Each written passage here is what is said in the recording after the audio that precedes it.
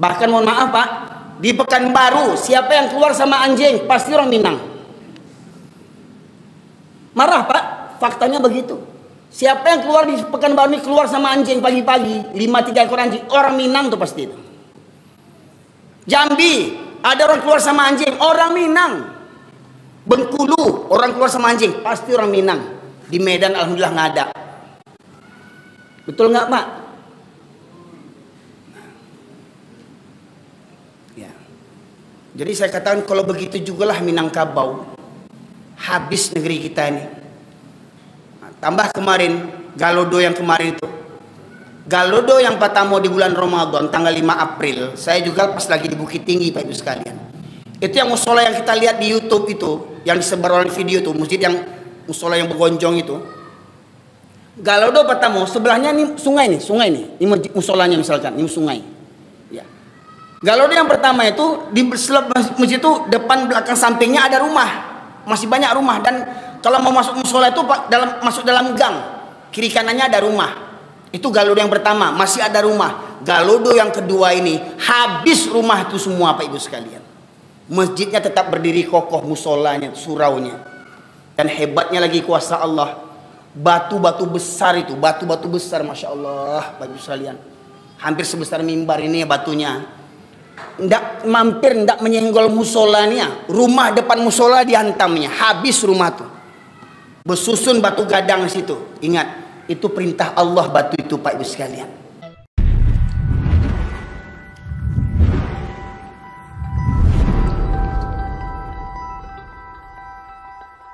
Bismillahirrahmanirrahim. Assalamualaikum warahmatullahi wabarakatuh.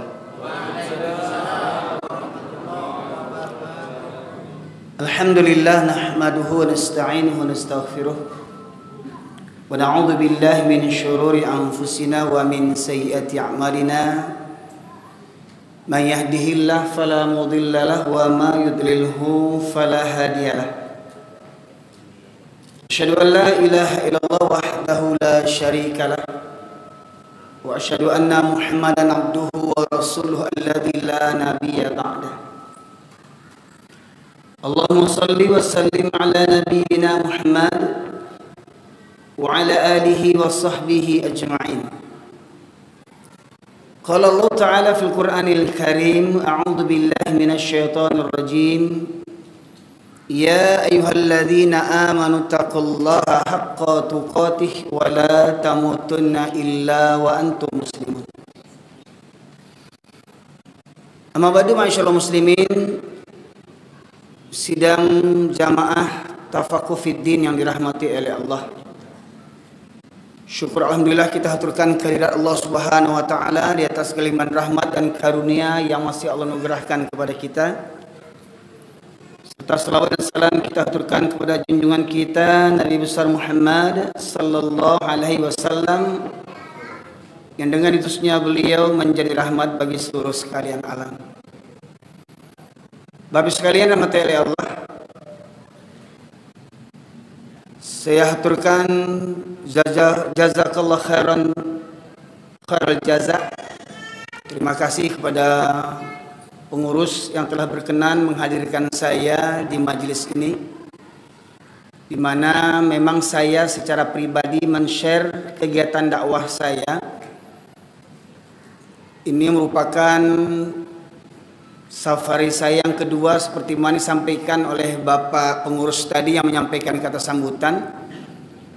Sekitar beberapa bulan sebelum Ramadan kemarin, ada seorang pengurus masjid di Pekanbaru juga menghubungi Bapak Bupati Suhartibur untuk menanyakan nomor saya begitu.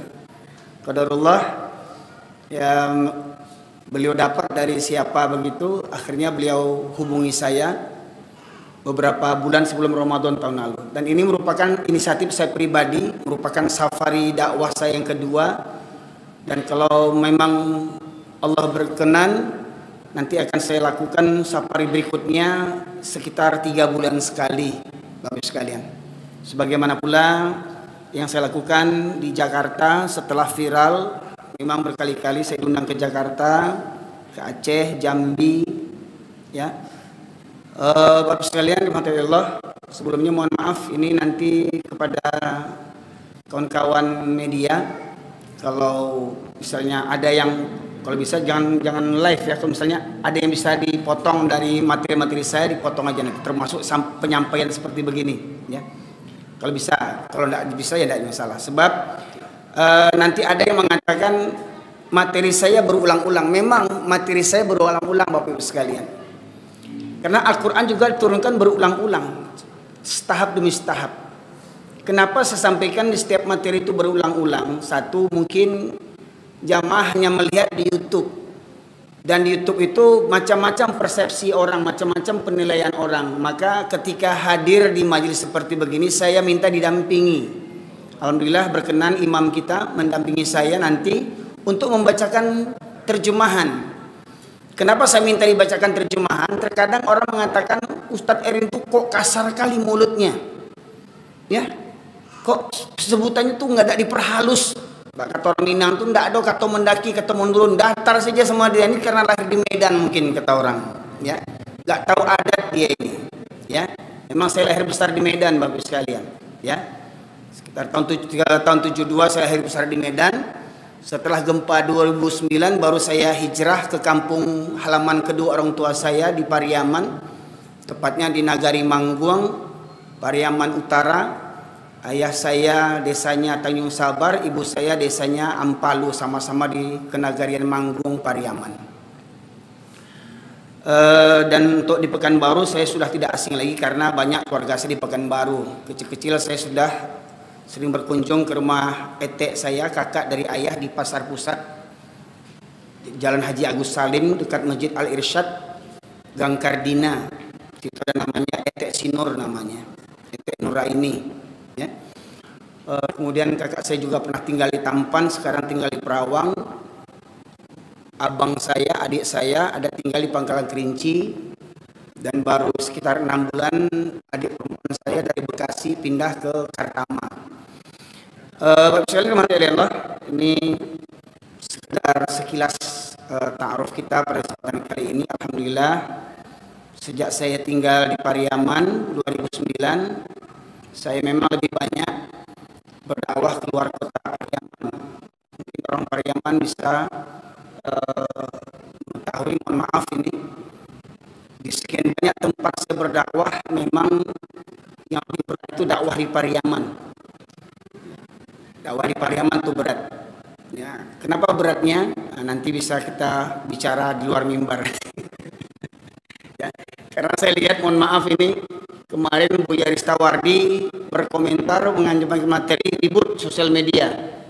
Ya, mendengar patah kritik Buya Ristawardi banyak senang, tapi ketika beliau menyampaikan perkara-perkara yang seperti begitu, macam-macam kritikan segala macam. Ya, baik sekali materi. Untuk mukadimah majelis kita ini, memang saya memilih topik Safari dakwah saya ini menjadi ahli tauhid di akhir zaman. Emang kenapa di akhir zaman ini? Karena di akhir zaman ini banyak fitnah, Bapak Ibu sekalian. Ya. Dua induk kesesatan di akhir zaman ini sebelum Dajjal turun. Yang pertama, ulama su, penjilat, ulama su, ulama jahat yang menjual ayat-ayat Allah dengan harga yang sangat murah. Dan kedua, pemimpin yang zalim. Kalau dua ini bekerja sama, sudah selesai, negeri itu habislah. Ulama su akan mengatakan wajib taat kepada pemimpin walau kamu dipukul, walau kamu didera. Ya, ulama su akan berkomentar seperti begitu, wajib taat kepada pemimpin yang zalim. Maka makin besar kepala pemimpin yang zalim itu, Bapak Ibu sekalian. Karena apa? Ulama su di belakangnya menjual ayat-ayat Allah berdalil untuk mencari pembenaran. Dan nanti kita akan lihat dalam ayat-ayat Al-Quran, Bapak Ibu sekalian. Baik, saya awali mukadimah saya melalui diawali dengan surat Al-Furqan, surat ke-25 ayat 30, di mana Allah berfirman, a'udzubillahi minasyaitonirrajim, وقال الرسول يا رب إن قوم اتخذوا هذا القرآن مهجورا. Allah berfirman menceritakan kisah atau tentang kegalauan Rasulullah. Jadi Rasulullah pernah galau, Pak Ibu sekalian.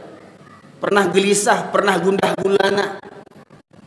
Apa yang dirisaukan beliau?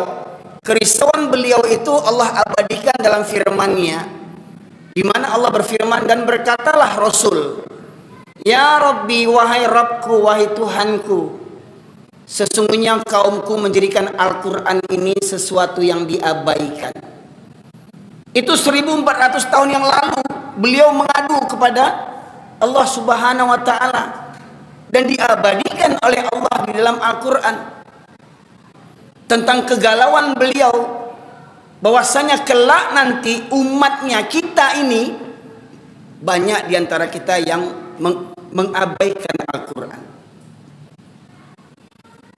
Dari keterangan tafsir Ibnu Katsir, Bapak sekalian, dan keterangan beberapa ulama yang menyimpulkan ayat ini, Al-Furqan 25 ayat 30 ini, ada beberapa tingkatan orang-orang atau beberapa bentuk orang yang mengabaikan Al-Quran. Yang pertama, ada orang Islam 7 keturunan sampai hari ini tidak pandai baca Quran. Ada enggak, Bapak Ibu sekalian? Banyak, Bapak Ibu sekalian. Bahkan mohon maaf, di usia tua pun, sudah usia 60 tahun masih ada orang Islam yang tidak pandai baca Al-Quran. Alhamdulillah, guru kami, juga kakak kelas kami, senior kami, membuat kaedah membaca Quran 5 kali pertemuan bisa baca Quran. Namanya buku Sakifah namanya. Pembelajaran baca Al-Quran untuk orang yang sibuk, bahkan untuk orang tua sekalipun, ya, 7 kali pertemuan bisa baca Quran. Itu yang pertama. Kriteria yang pertama, banyak kaum muslimin yang tidak pandai membaca Al-Quran. Yang kedua, ada yang bisa baca Quran tapi berantakan tahsin tajwidnya. Ya, baca Quran asal jalan saja. Terutama mohon maaf, saya sebelum saya mondok di Solo, Bapak Ibu sekalian, terutama lidah kita ini kan kadang berpengaruh, lidah logat kita masing-masing ini. Saya ini karena logat saya logat Medan atau logat Sumatera. Kita orang Sumatera ini lidah kita kalau membaca za itu jadi za. Allazina, iza zulzilatil, ya, iza zulzilatil, padahal idza, ya, atau membaca huruf qaf sama dengan huruf kaf, ya, kul huwallah. Kalau dibaca kul huwallah artinya makanlah Allah yang Maha Esa. Allah mau dimakan, coba bayangkan, ya, padahal kul, katakanlah, ya. Ini yang kedua. Ya, ada orang yang rajin baca Quran tapi main hantam kromo aja, apalagi nanti Ramadan, mohon maaf nih, biasanya ibu-ibu nih pakai mic yang keluar, ya, baca Quran dengan suara lantang tapi tajwidnya bikin sakit perut dengarnya. Yang ketiga, ada yang ahli baca Quran, pandai dia baca Quran, tahu tajwidnya tapi malas membacanya, hingga dalam setahun pun tidak khatam-khatam baca Quran. Bahkan ada orang Islam bertahun-tahun tidak khatam Quran, bahkan miris lagi, ya, seumur hidup tak pernah khatam Quran, ya. Makanya disinggung Buya Ristawardi itu kan ada orang rajin yasinan tapi tidak pernah khatam Quran. Setiap Kamis, setiap minggu baca yasin, tapi Quran tidak khatam-khatam. Padahal kalau dia rutin tuh merutinkan Al-Quran itu khatam itu, ya. Bukan salah baca yasinnya, bagus, baca yasinnya bagus, cuman kan Al-Quran kan tidak hanya yasin, ya. Yang ketiga tadi, ada yang pandai baca Quran tapi malas membacanya. Yang keempat, ada yang rajin baca Quran tapi tidak tahu artinya. Lah ini kita semua tahu Al-Quran kan berbahasa Arab, Pak Ibu sekalian. Yang paling utama sekali Allah turunkan Al-Quran untuk apa? Untuk MTQ atau untuk hafalan. Mohon maaf Ibu sekalian, paling utama sekali Allah turunkan Al-Quran untuk MTQ atau untuk hafalan. Mana yang utama? Untuk jadi pedoman, jadi petunjuk Petunjuk hidup gimana mau dia jadi pedoman petunjuk hidup? Kita pun nggak tahu artinya. Gimana mau jadi pedoman? Kita nggak tahu artinya. Ya. Sama macam beliau kita baca Quran. Memang ya membaca Al-Quran itu dapat pahala, Pak Ibu sekalian. 1 huruf 10 pahala. Tapi jangan lupa kita harus tahu artinya. Kalau Al-Quran ingin jadi pedoman. Ya. Nah itu. Ada yang rajin baca Quran tapi tidak tahu artinya. Ada yang tahu artinya tapi tak tahu maksudnya. Berbeda arti dengan maksud, Pak Ibu sekalian. Ya. Arti secara bahasa, maksud itu uraiannya, penjelasannya, atau katanya bisa dikatakan tafsir lah. Ya. Nah, maka kita harus menguasai Al-Quran harus diiringi dengan kitab tafsir. Ya. Kalau tidak ada kitab tafsir Ibnu Katsir, misalkan pakai tafsir orang Minangkabau, orang Sumatera. Siapa tuh? Tafsir apa tuh? Tafsir orang Sumatera. Tafsir orang Minangkabau. Tafsir Al-Azhar, karangan Buya Hamka. Nah, itu. Ya. Baik. Kemudian ada yang faham maksudnya, ya, tapi tidak mengamalkan isinya. Ya. Tidak mengamalkan isinya.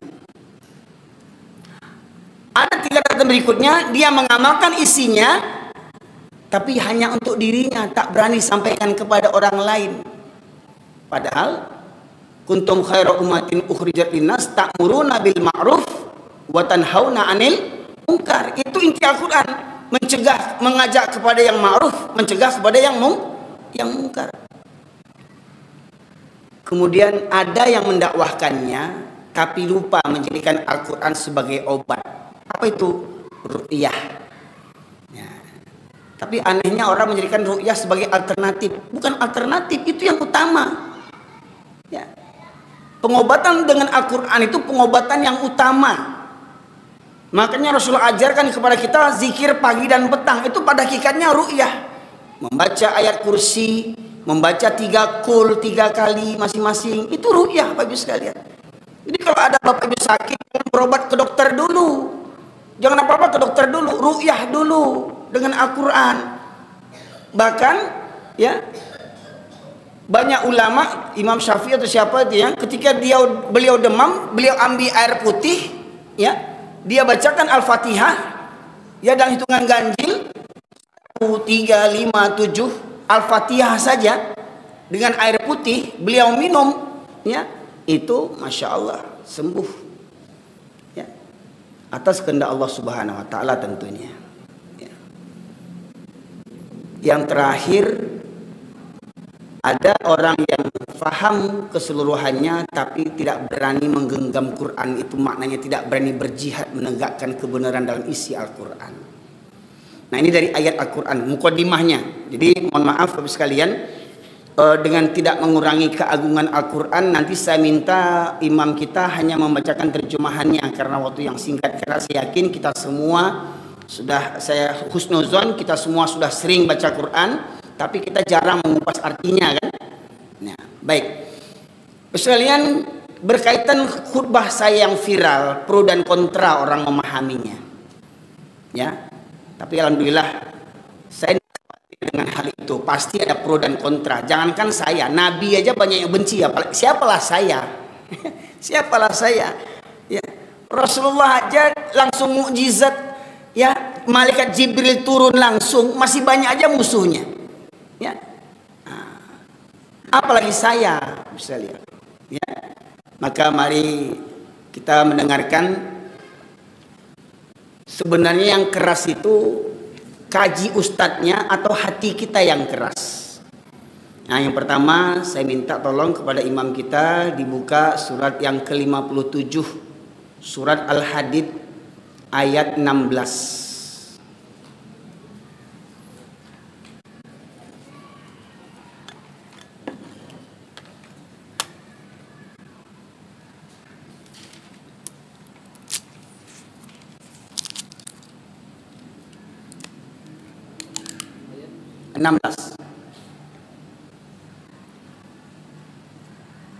Ya.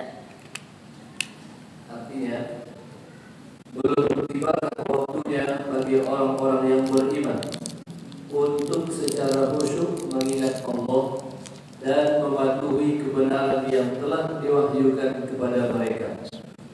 Dan janganlah mereka berlaku seperti orang-orang yang telah menerima kitab sebelum itu. Kemudian mereka melalui masa yang panjang sehingga hati mereka menjadi keras, dan banyak di antara mereka menjadi orang-orang fasik. Secara terjemahan sudah kita dengar itu. Nah, kemudian apa yang tersirat di balik yang tersurat, atau apa maksud daripada ayat itu? Alam ya'ni lilladzina amanu an tahsya'a qulubuhum li dzikrillah. Kalau bahasa kitanya, kapan lagi kita tunduk patuh pada Allah? Kapan lagi kita taat kepada Allah? Berapa umur? Sudah berapa umur? Jangan batu kowayang diampok jolai. Ajo-ajo. Ya. Lah gaek lah ke mati batu kowayang diampok. Jo. Ya. Ingin umur jo ke mati. Apa jo tu? Kau mati-mati jo lah besok dituang tu. Kan bagak orang Minang tu. Mati-mati je lah besok dia tuang lah. Kan hebat tu orang Minang tu. Orang Minang mau dilawan. Tak takut je mati. Ya. Ya. Belumkah tiba masanya bagi orang-orang yang beriman. Allah sebut orang beriman, bukan orang kafir. Ya. Untuk tunduk khusyuk hati mereka. Tunduk kepada Allah, mengingat kebenaran yang turunkan dari Al-Quran. Kalau bahasa awaknya kapan lagi? Sudah berapa umur? Ya. Dulu kita kalau masa muda ditanya, Jo, bila solat Jo? Tunggulah selesai kuliah. Lah selesai kuliah, bila Jo? Tunggu dapat karajo. Lah dapat karajo, bila solat lah Jo? Tunggu bayi bini. Lah bayi bini, bila solat Jo? Tunggu punya anak. Lah punya anak, bila Jo? Tunggu pensiun. Kapan joleh? Bila joleh? Ya. Kalau bahasa baratnya ya, bahasa Parisnya, Paris masih sekitarnya. Ya. Dan janganlah mereka berlaku seperti orang-orang yang sebelum mereka, sebelumnya yang diberikan kitab. Siapa orang yang diberi kitab sebelum kita? Umat Islam. Orang Yahudi dan Nasrani. Mereka diberikan kitab Taurat, Zabur dan Injil, diutus nabi kepada mereka, tetapi mereka mendustakan para nabi dan mendustakan kitab suci. Bahkan mereka berani menulis kitab suci dengan tangan-tangan mereka. Mereka tuliskan apa yang menurut hati selera mereka. Berani mereka menulis kitab suci dengan tangan mereka. Mereka katakan ini dari Allah. Maknanya apa Ibu sekalian? Ada gejala nanti orang Islam perangannya seperti Yahudi. Perangannya seperti Yahudi. Sudah diutus Nabi, diberikan kitab suci, tapi diingkari. Ibu sekalian. Diingkari. Nah, sekalian oleh Allah. Kemudian dalam ayat berikutnya, lalu berlalulah masa yang panjang. Maknanya berlalulah masa yang panjang, maknanya apa? Lama mereka tidak belajar lagi Al-Quran. Lama mereka tidak merenungi ayat-ayat suci Al-Quran. Ya, dulu dia rajin mengaji, kemudian karena peruntungan, karena nasib, ya, karena banyak kesibukan, karena bertambah kerja, karena bertambah bini, bertambah anak, ya, tidak ada waktu mengaji, ya, bertambah kadai, bertambah kayu, bertambah bangsa, ada bangsa durhaka juga, ya. Ada miskin, sombong pula lagi tuh, ya. Nah itu. Lalu berlalulah masa yang panjang, lalu hati mereka menjadi keras. Jadi kalau sudah lama kita tidak mengaji, Pak, hati kita akan menjadi keras. Lama, istilahnya dosa kita tafsirkan dulu, kita baca aja. Lama kita tidak baca Al-Quran ya, yang bahasa Arabnya lafaznya ya, hati kita akan menjadi keras. Di mulut ini caci maki yang keluar. Hitungannya 4, 5, 7, 8, 10. Ya, enggak tahu saya. Tamat sekolah apa enggak tuh, kok hitungnya 4 aja. Ya. Ya. Kadang ada di lapor kopi itu Pak sekalian. Makanya saya enggak mau duduk di lapor kopi. Kata orang, gimana mau tahu enggak di lapor kopi gitu ya. Enggak pandai bermasyarakat.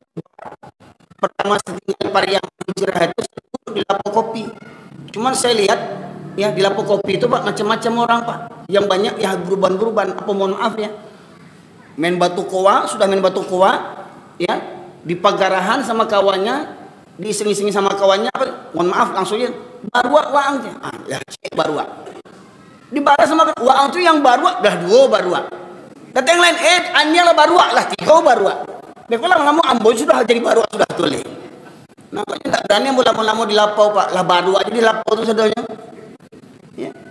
Nah itu. Padahal gaek-gaek tuh, barua juga gajinya. Ya.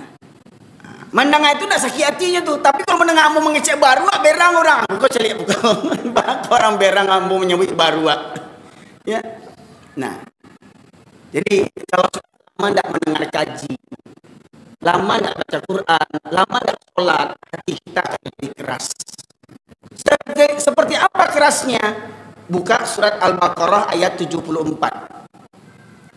Seperti apa keras hati orang itu yang lama tidak mengaji itu? Kalau dah lama tidak mengaji, dia dari mana dia tahu ilmu agama? Ya kan? Nah, kita dengarkan surat Al-Baqarah ayat 74. Kemudian setelah itu hatimu menjadi keras, sehingga hatimu seperti batu, bahkan lebih keras. Padahal dari batu-batu itu pasti ada sungai-sungai yang airnya memancar daripadanya. Ada pula yang terbelah, lalu keluarlah mata air daripadanya.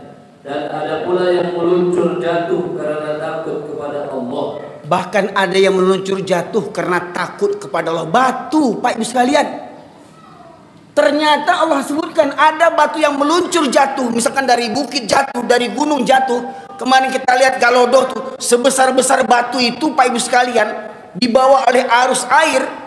Ternyata kata Allah, dari batu itu mereka meluncur jatuh karena takut kepada Allah. Batu wajwa takut ke Allah. Iko manusia lebih kareh lo pada batu leh. Coba bayangkan. Islam 7 keturunan, rumah dake surau, mandanga azan, indak berangke ke surau, bampok tiok malam, aku batu di cenderang, batu yuang, kajiwang. Ya. Bahkan ketawa ada orang yang hatinya keras, lebih keras daripada batu lagi. Coba bayangkan Bapak sekalian. Batu, umpama ini batu, ditetesi oleh air setetes demi setetes. Jadi apa batu ini Pak Ibu sekalian? Berlubang sampai pecah dia. Itu batu Pak, sama air setetes bisa hancur. Ini ada orang ya, rumah dekat masjid, dengar azan aja tak tergerak hatinya itu dengar azan ke masjid. Sementara ada orang kafir yang mendengar azan bisa masuk Islam.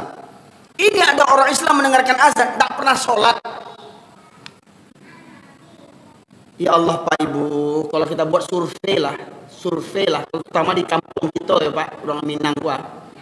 Kalau kita buat survei di kampung halaman kita, bisa kita cek banyak yang tak sholat di kampung kita itu. Mohon maaf nih, yang lihat di YouTube nih yang berang-berang, faktanya begitu. Ini, jadi sebenarnya yang keras itu bukan kaji yang keras, hati yang mendengar itu yang keras. Yang selama kau berpenyakit dikasih tahu bukannya senang dia ya. Jadi ada 2 respon orang mendengar kaji. Kalau orang bodoh yang mendengarkan kaji, marah dia, caci maki. Tapi kalau yang kedua, orang yang pintar, dia akan introspeksi diri. Nah sekarang apa yang membuat orang marah sama saya? Nah, ini saya ulang-ulang ayat yang viral yang sering saya, ya dengan ayatnya Allah viralkan saya. Ya Pak Ibu sekalian. Yang pertama Ustadz silahkan surat Al-A'raf 179 Ustadz.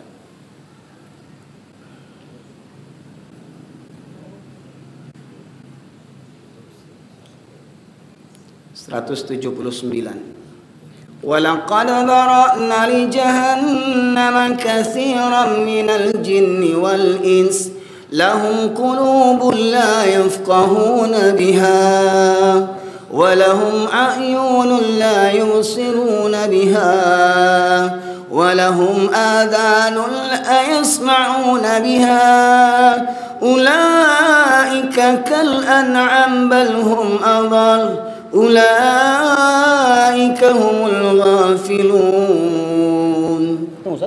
Dan sungguh akan kami isi neraka jahanam banyak dari kalangan jin dan manusia.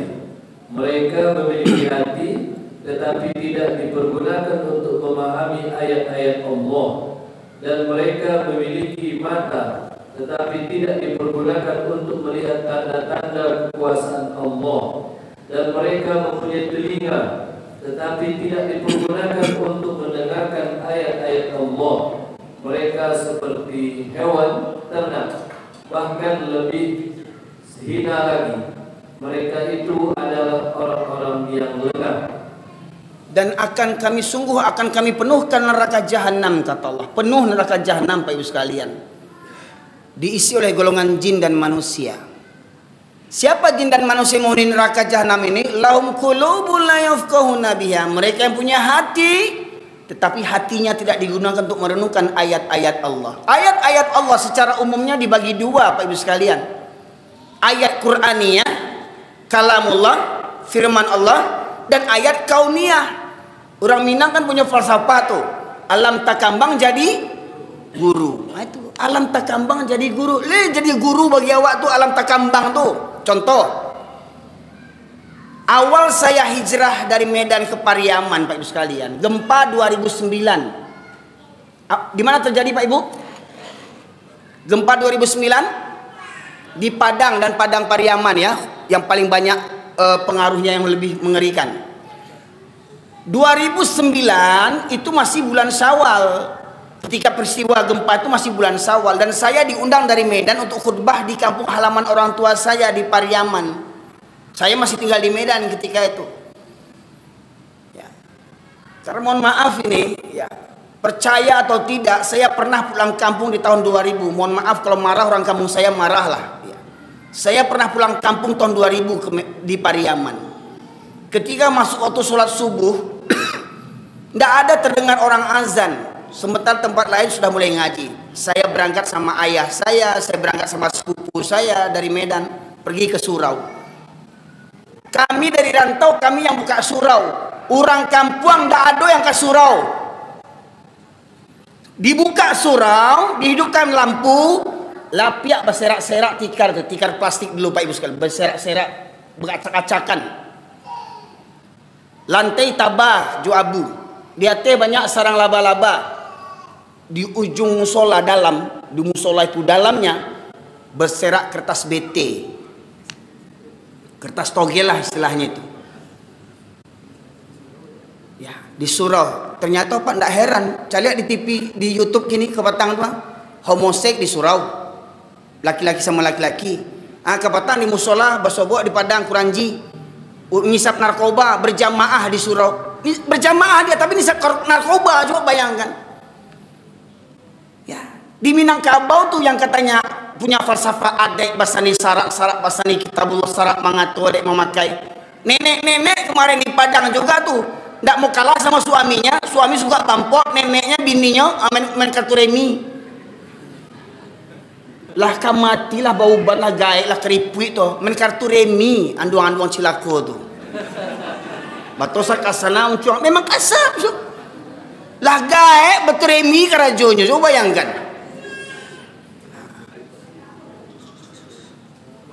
Jangan berang orang Padang, orang Minang, Ustaz, jangan membuka aib kampung awak. Memang baik itu kampung awak balik. Ya. Innalillahi raji'un. Ya. Nah. Kemudian mereka yang punya, saya sampaikan di khutbah hari raya di Pariaman itu, mengambil hikmah tahun 2004. Apa yang terjadi 2004, Pak Ibu sekalian?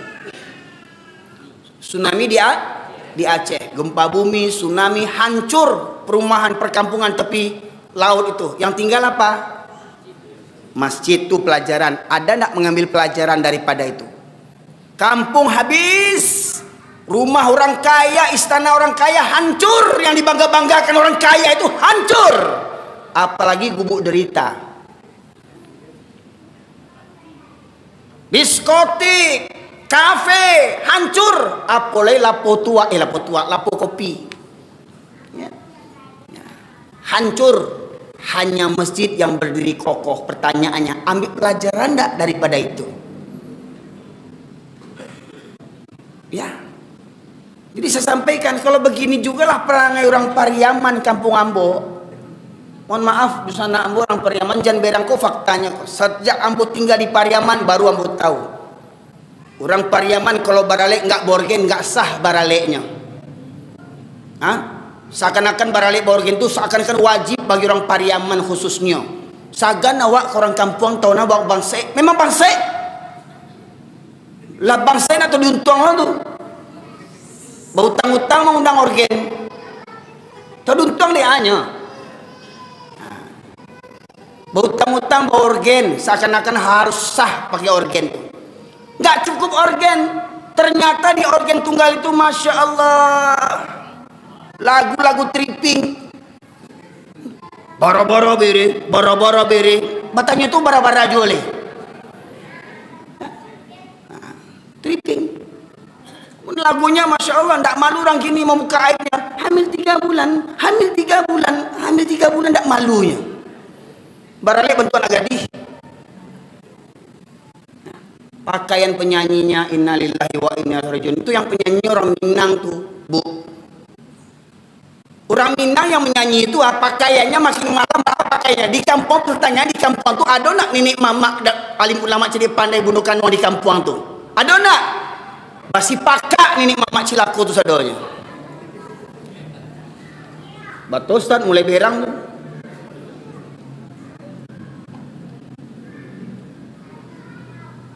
Kalau di Medan orang buka diskotik, di Medan orang joget-joget, orang mabuk-mabuk, orang nyanyi-nyanyi, peluk-pelukan, itu dalam ruangan diskotik.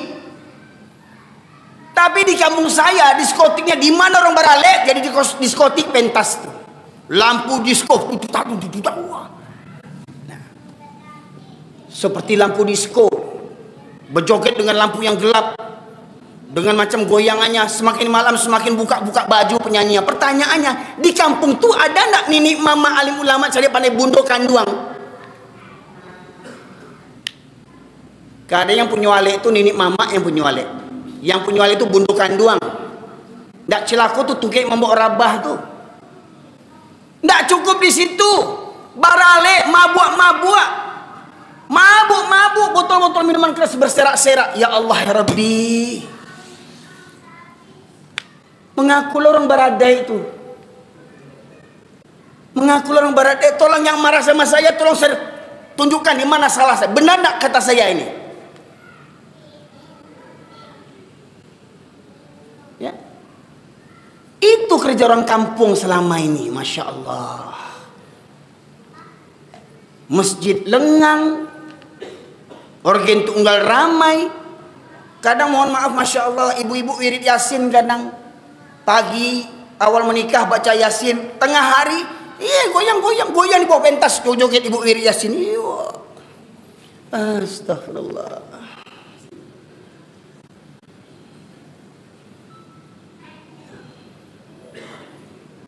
Bapak sekalian. Jadi saya bilang sama orang kampung saya ketika khutbah itu. Satu lagi Pak, khusus untuk Minangkabau. Nah, makanya saya katakan saya memang berulang-ulang kaji saya ini. Saya lahir besar di Medan. Di Medan saya mondok di Kiai Haji Ahmad Dahlan Sipirok. Dulu teman saya di Pekanbaru ini banyak yang mondok di Sipirok dulu. Dari Bangkinang banyak di Sipirok. Sipirok Kiai Haji Ahmad Dahlan saya mondok di situ. Dari Medan melalui Siantar, Simalungun, Batak itu mayoritas Batak orang Kristen. Dari Simalungun masuk ke Prapat dan Toba, mayoritas Kristen.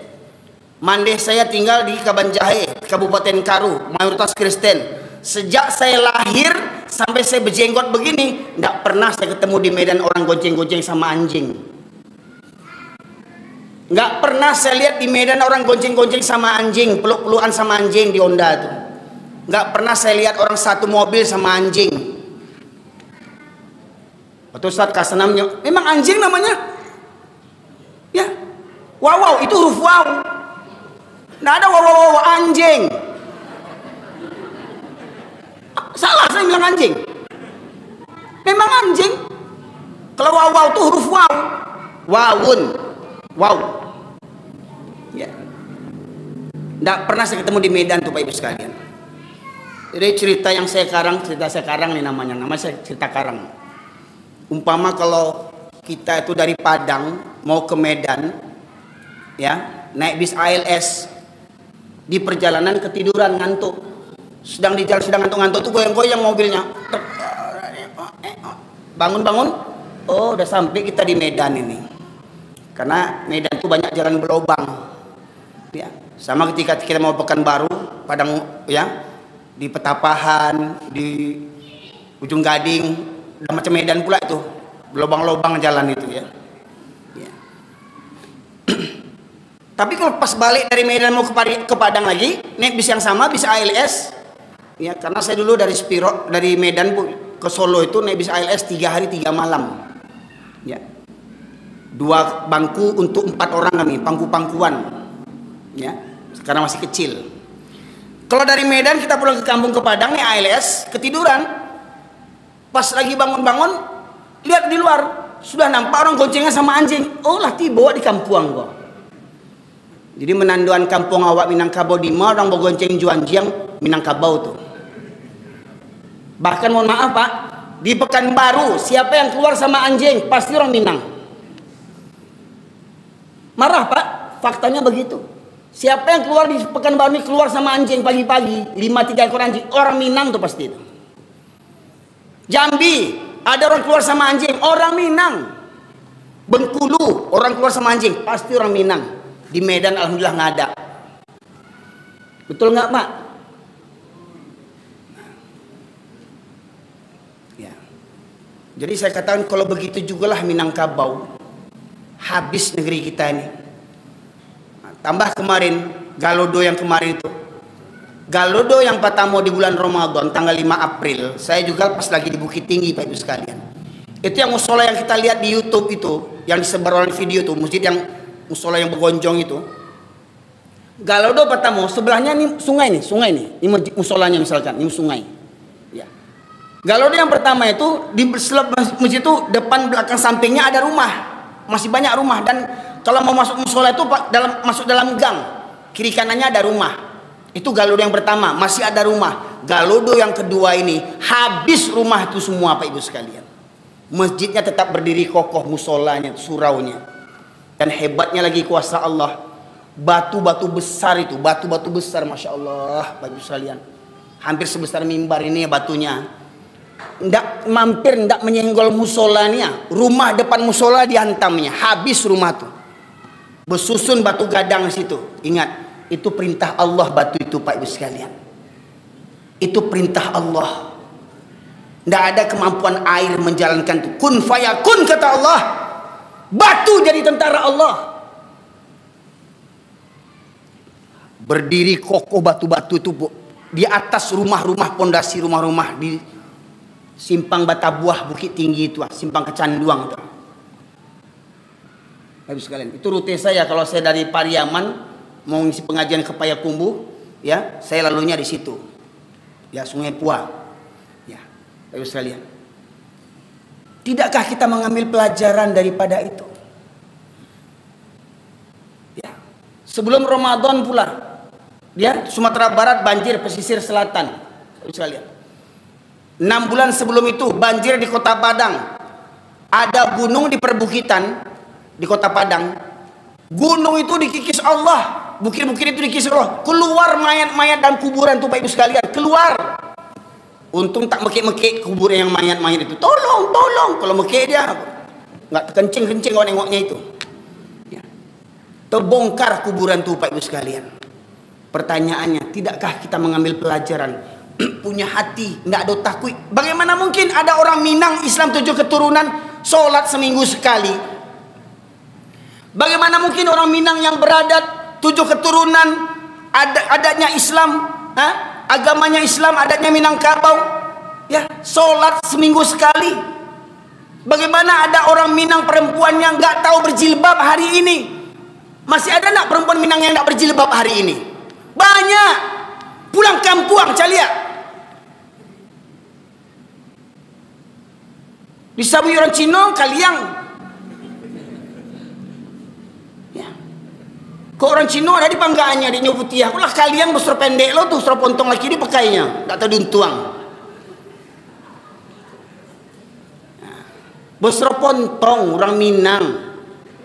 Dia orang Baradai tuh. Mengaku orang Minang tuh. Punya hati tidak ada takut kepada Allah. Punya mata tidak melihat kebesaran Allah, kekuasaan Allah. Punya telinga tidak mendengarkan ayat-ayat Allah. Malas mendengarkan kaji. Kadang khutbah Jumat dah datang seminggu sekali main handphone pula itu. Ada pula datang seminggu sekali hari Jumat duduk di parkiran dia ketawa-ketawa. Kalau pajak ketek belum sunat belum balik, mending ini sudah lajang-lajang lah jadi ayah orang duduk di parkiran nggak punya otak sebelumnya. Padahal kata Rasulullah itu ketika khotib naik mimbar, malaikat yang di pintu-pintu mencatat orang yang hadir itu duduk mendengarkan khutbah. Khotib malaikat itu duduk. Ini duduk di parkiran, coba bayangkan. Nunggu komat baru masuk Islam orang itu tuh. Nanti dibilang kasar kali gajinya, otak kau tuh yang kasar. Ini nggak ngerti-ngerti. Saya Pak, kalau saya khutbah Jumat nampak begitu langsung saya tembak itu. Itu yang di luar tuh belum balik sih bilang. Kok di parkiran ketawa-ketawa main handphone? Bayangkan itu. Punya telinga, tidak menggunakan pendengarannya. Kalau kata pepatah orang kita tuh masuk telinga kanan. Kalau keluar telinga kiri masih mending Pak, ada lewatnya juga. Ini masuk telinga kanan, balik lagi dari kanan. Tersumbat telinga tuh. Ya. Kalau masuk telinga kanan keluar telinga kiri masih mending numpang lewat ya. Lewat tembus dia. Ini enggak masuk telinga kanan keluar lagi dari kanan. Muntah dia. Ya. Orang yang seperti begitu punya hati tidak takut kepada Allah, punya mata tidak ambil pelajaran, punya telinga tidak tergerak dia hatinya.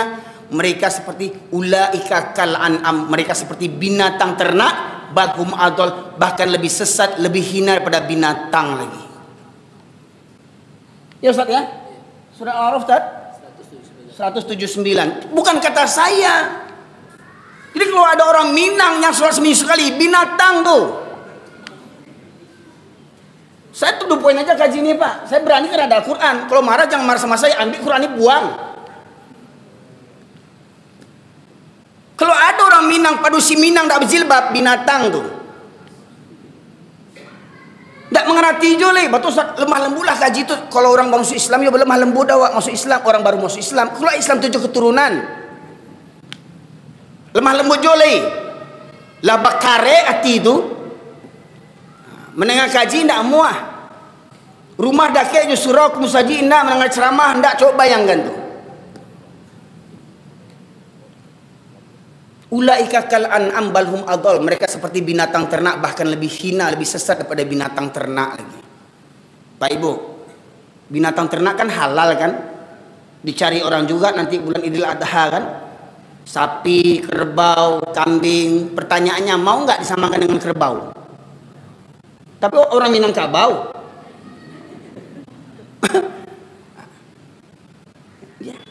Jadi orang Minang kini lah banyak tinggal Minangnya, hilang tinggal kabau, hilang Minangnya, tinggal kabaunya. Ya. Jadi mohon maaf, orang Minang bisa marah sama saya. Yang saya sebut binatang itu yang orang Minang yang sholatnya seminggu sekali. Ya. Gak ada dosa, gak ada rasa takut dia meninggalkan sholat. Sepakatlah kita bapak sekalian, sholat hukumnya wajib. Sepakat enggak sholat hukumnya wajib? Boleh enggak dikurang-kurangi? Orang sakit boleh enggak tinggal sholat? Ya gimana mau sholat dia kena air nggak boleh? Gimana mau wudhu? Tayamum, sudah tayamum, mau sholat berdiri pening pala ini, gimana mau sholat? Duduk melemas pula badan ini, nggak sanggup mau muntah-muntah, gimana? Berbaring nggak bisa pula angkat tangan Pak, tangan nggak bisa, hah? Tetap wajib sholat, walau dengan isyarat. Sepakat? Coba survei pengantin waktu beralek gimana? Demi Allah berapa banyak yang sholat? mohon maaf Pak, menjadi hal yang lumrah bagi kita. Ya maklumlah namanya baralek. Siapa bilang kalau baralek boleh tinggal sholat? Orang kita bilang, orang kita sepakat semuanya, kita sudah punya ilmunya, orang sakit aja wajib sholat.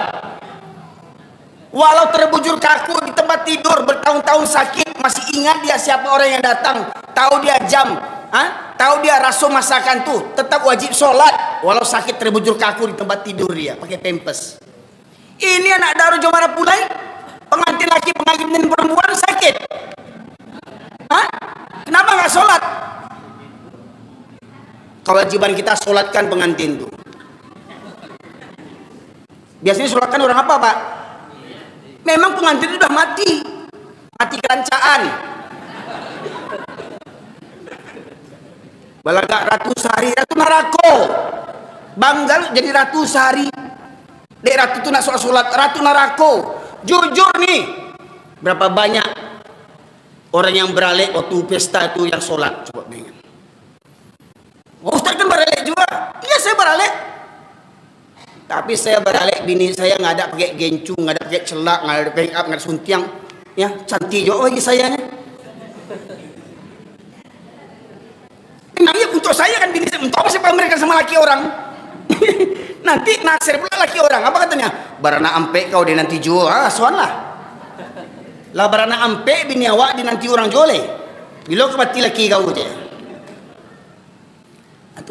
Tuh bapak-bapak kawan bini awak bapak pamerkan biniku cantik, seksi, bahenol. Gemoy.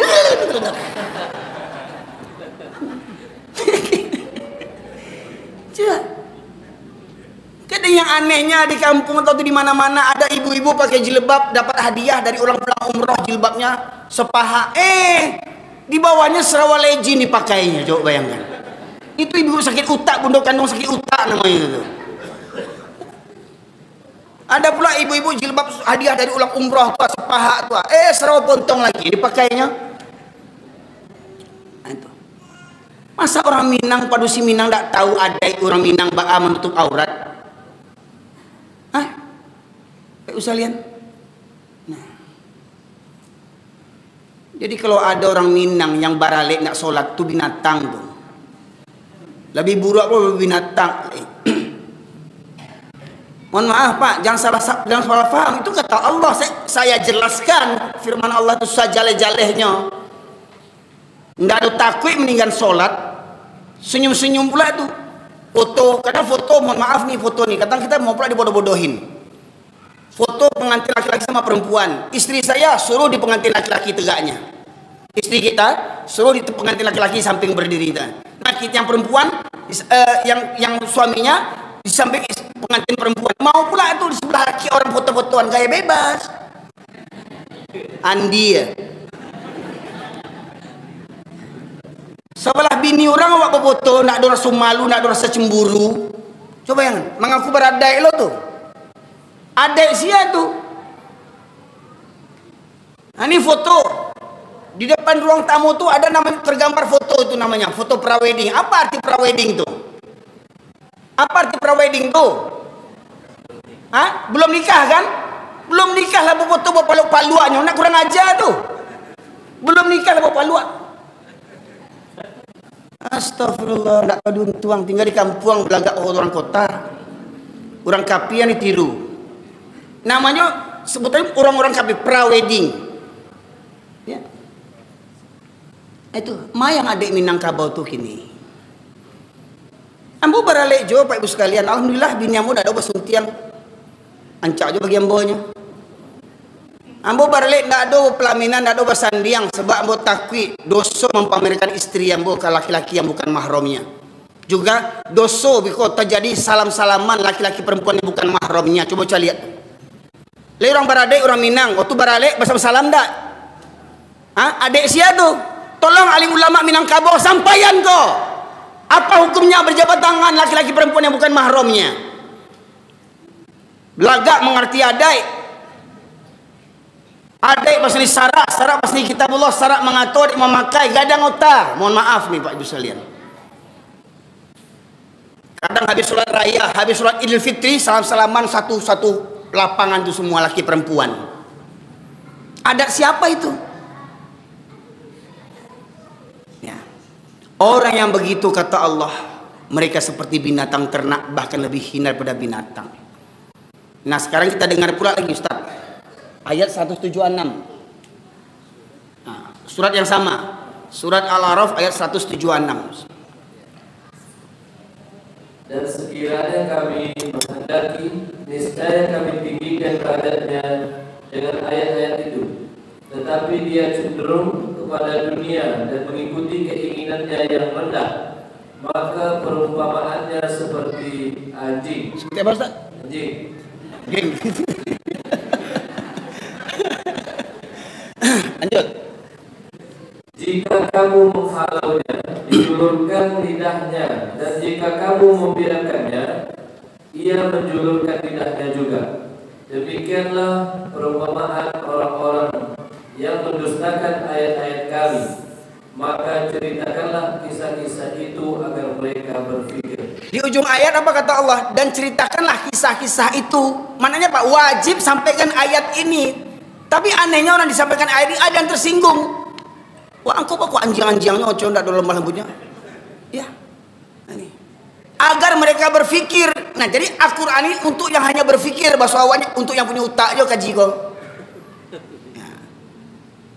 Yang ndak punya otak akan masuk kaji kok dah. Caci maki yang keluar di muncuang itu. Ustaz kurang ajar, mah Ustaz keleren gitu. Cari-cari yo kasar aja muncuangannya. Ini Quran hanya untuk yang punya otak aja Pak Ibu sekalian. Ya. Apa kata Allah? Kalau kami menghendaki, kalau Allah berkehendak, Allah muliakan kita dengan ayat-ayat Al-Quran. Al-Quran yang memuliakan kita. Bukan pangkat, jabatan, harta, tahta, wanita kita.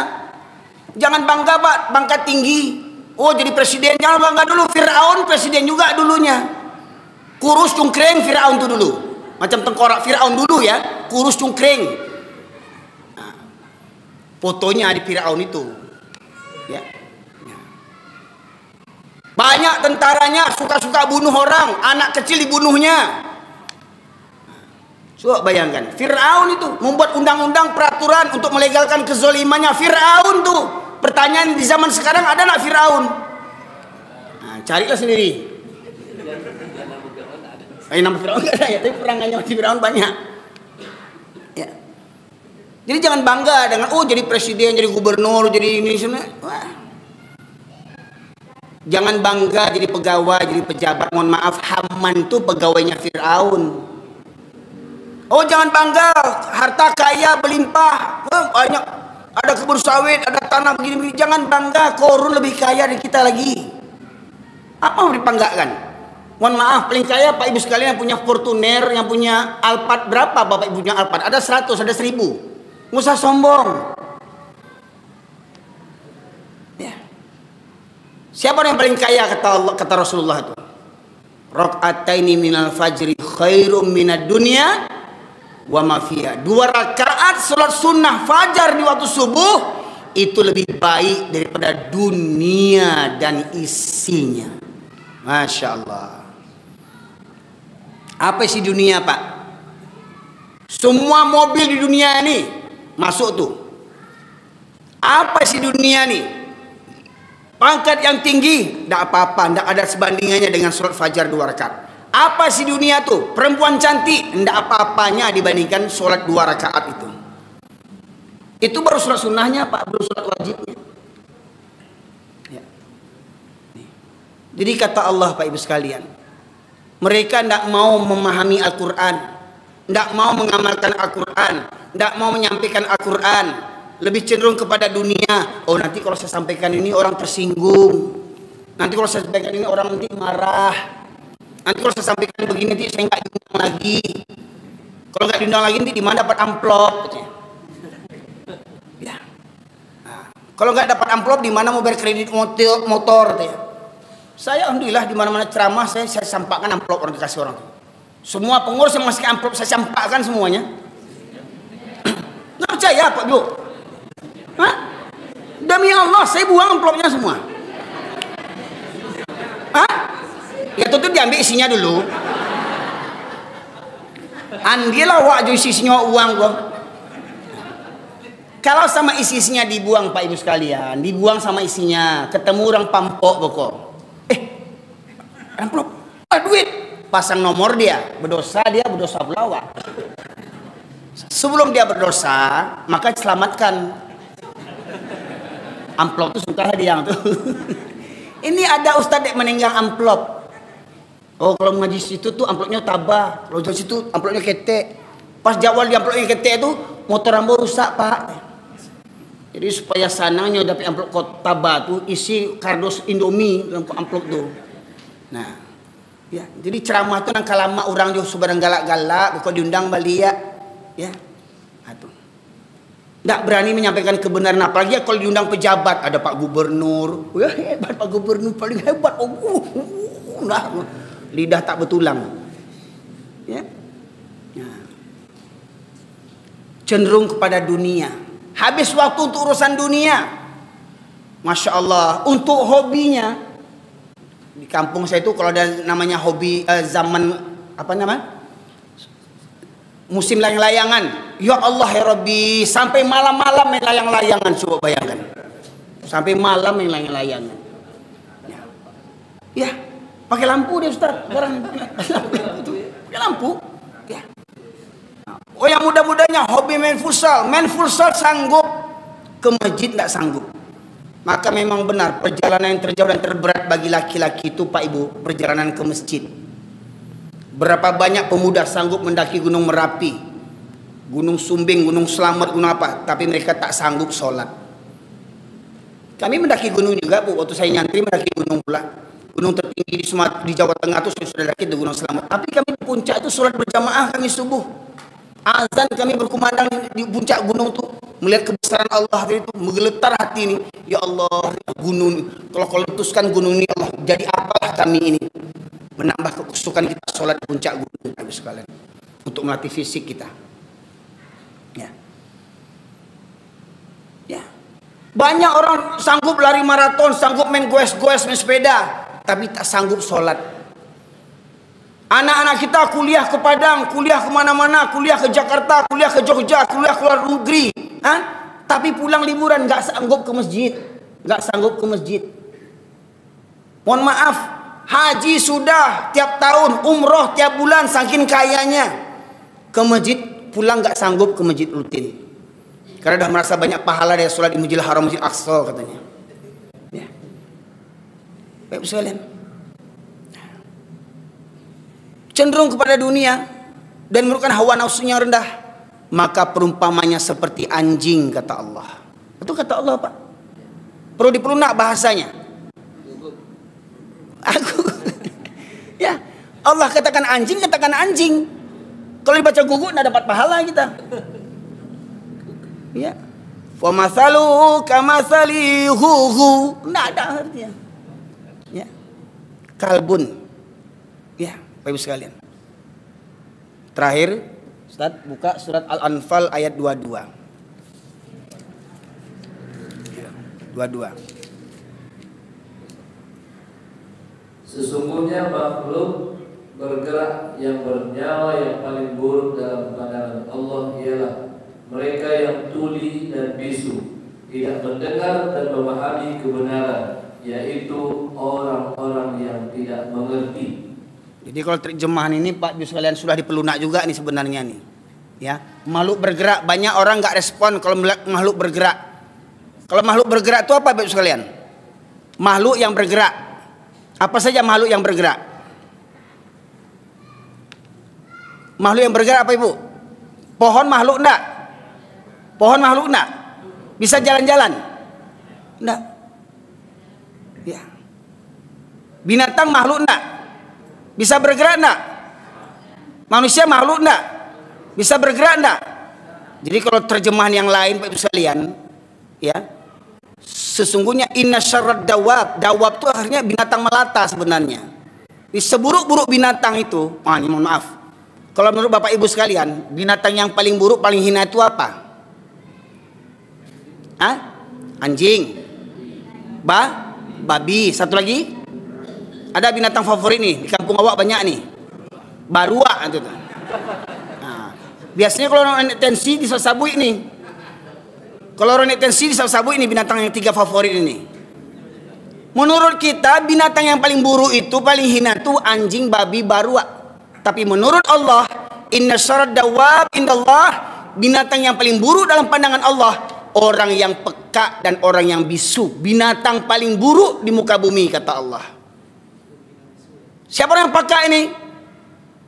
Tak namuh mendengar kaji. Manusia tak namuh mendengar kaji, tak namuh mendengar nasihat, tak tergerak hatinya mendengarkan azan. Basi pakak, basi bana, basi turiak. Nah, itu hebat orang Minang tuh, makanannya basi pakak. Ya. Kemudian orang yang bisu, siapa orang yang bisu nih? Biasanya yang mengeksekutasi ya.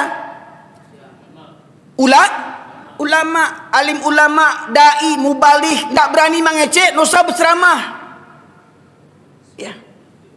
Amar ma'ruf nahi mungkar, sampaikan. Tapi orang banyak menyampaikan yang ma'ruf tapi tak berani mencegah yang mungkar. Ya. Ayo solat berani, tapi mencegah yang mungkar, mohon maaf. Di kampung awak kita rajin solat, di kampung awak jual narkoba, enggak berani kita ngomong apa-apa, diam kita. Betul enggak? Takut dilaporin, ya. Kadang ya samanya memang mubazir juga Pak, dilaporin ke polisi, polisinya yang agen narkoba, coba bayangkan. Kejadian nggak? Ya. Polda di Sumatera Barat kemarin tua, orang Minahasa, ya, baru dinas dapat gelar datua pula tuh. Kiranya Pak jual narkoba, datua cilako kiranya. Ya. Awak bertahun-tahun asli dari Minangkabau, 10 tahun lebih nggak dapat gelar datua awak. Orang Minahasa mentang-mentang jadi polisi Polda dapat gelar datua. Ujung-ujungnya Pak agen narkoba, datua cilako tuh. Kayak mana mau ngadu sama aparat awak, mohon maaf Pak. Sambo lado. Nah tuh. Dek orang kafir dibunuhnya seorang, dek orang kafir lalu membunuh orang kafir mati seorang ribu se Indonesia. Orang Islam mati berpuluh-puluh, ndak ada ribu orang dah. Aku baru-baru gini gua. Orang pacaran jadi film Vina. Ribut orang sekarang gara-gara si Vina tuh. Hah? Di kilometer 40, kilometer 50, 6 laskar FPI mati. Ada diusut. Betapa hinanya orang Islam di Indonesia nih Pak. Tidak ada harganya. 6 orang mati dengan tuduhan macam-macam. Tidak ada diusut itu. Ini wanita pacaran mati, ribut orang se-Indonesia. Polisi kafir mati, ribut orang se-Indonesia. Dulu perempuan mati minum kopi bandrek, kopi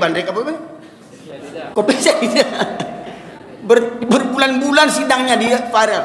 Orang Islam mati, Masya Allah. Tidak ada harganya orang Islam di Indonesia nih Pak. Bahkan mirisnya, kita umat Islam terbesar di dunia, tapi kita yang tertuduh teroris. Ciri-ciri teroris, awas, jenggotan, celana cingkrang, jidat hitam, jual herbal, terus. Dan syarat jadi teroris pertama di Indonesia ini, syaratnya harus berKTP Islam. Padahal di Papua tuh Pak, ya, yang membunuh tentara itu siapa itu? Yang membunuh orang sipil siapa di Papua sana itu? Disebut teroris enggak? Enggak. Jadi seakan-akan ciri-ciri teroris ini yang macam saya nih teroris nih kata orang nih. Ya kan? Makanya kadang banyak mata-mata tuh batu. Kemana lah? Dendeng segala macam tuh ya. Nah, bisa lihat. Nah, jadi saya sampaikan ayat ini, orang menyebut kaji saya keras. Ingat, pembuka tadi, sebenarnya yang keras itu orang yang sudah lama tidak merenungkan Al-Quran, tidak mendengarkan kaji, hingga akhirnya apa? Maksiat dianggapnya hal yang biasa. Maka mereka hatinya akan menjadi keras, bahkan lebih keras daripada batu lagi, kata Allah.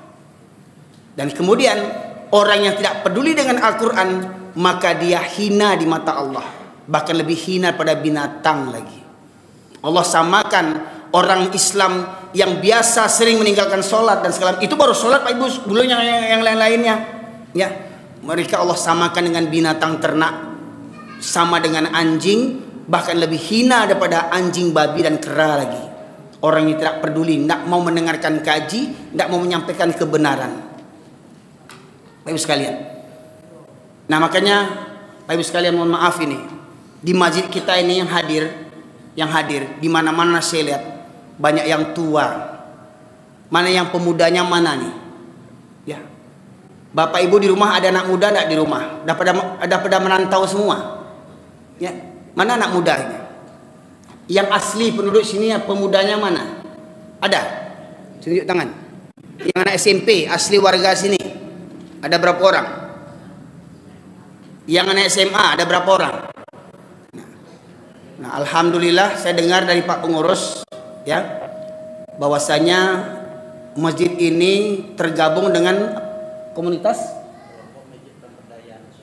kelompok Masjid Pemberdayaan Nasional. Pak Ibu sekalian, saya sudah 2 kali ke Jogokarian, masjid fenomenal yang saldonya 0. Kenapa saldonya 0? Miskin? Enggak.